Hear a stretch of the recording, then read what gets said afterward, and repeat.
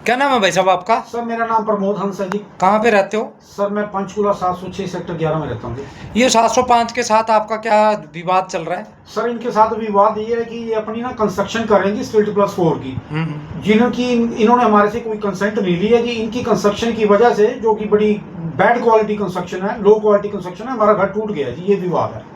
तो आपने इसके बारे में हुड्डा के अधिकारियों को नहीं बताया? मैंने हुड्डा अधिकारियों को बताया है कि जी इनकी जो कंस्ट्रक्शन है ना जी, वो स्ट्रक्चर ड्राइंग के अकॉर्डिंगली नहीं हो रही है। मौके पे ये किसी और के हिसाब से बना रहे हैं, जो कि स्ट्रक्चर ड्राइंग कंपाउंडेबल है उसके हिसाब से होनी चाहिए। तो मैंने अधिकारियों से विनती है कि उसके हिसाब से इनकी चेकिंग करी जाए।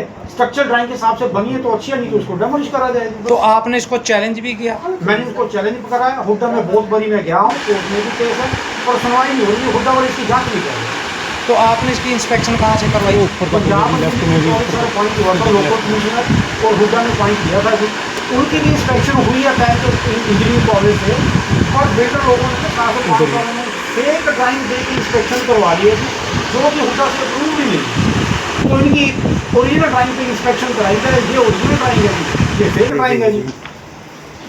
तो उसने पैक वालों ने क्या रिपोर्ट दी है? तो पैक वालों को तो जिन्होंने फेक ड्राइंग दी थी उसके ऊपर उन्होंने अपनी रिपोर्ट दे दी है। उनको भी नहीं पता था ये फेक रिपोर्ट है। हुड्डा अच्छे से जानता है, 30 से 35 लाख रुपए का नुकसान उन्होंने रिपोर्ट दी है। तो पैक ने भी तो आपका मकान देख के कोई चेकिंग करने के बाद कोई रिपोर्ट देगी कितने की डैमेज हुई है? उन्होंने लिखा है कि ये मेरे घर का नुकसान हुआ, इसकी कंस्ट्रक्शन की वजह से हुआ है, तो समझ रहा हूँ 30 से 35 लाख रुपए हमारे घर का नुकसान हुआ है।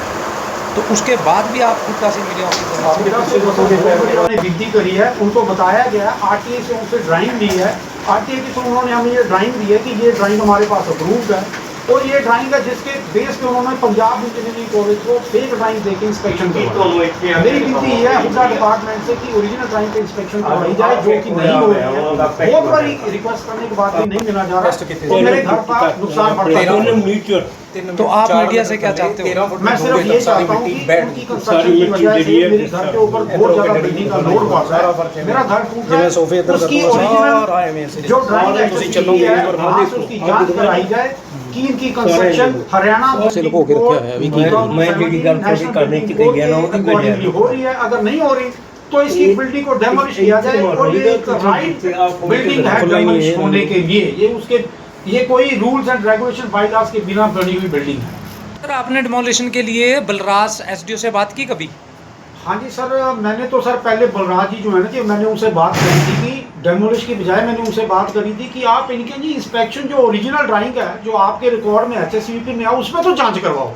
वो तो मेरी जेन्युइन डिमांड है, वो तो मैं कर सकता हूँ। I met him multiple times,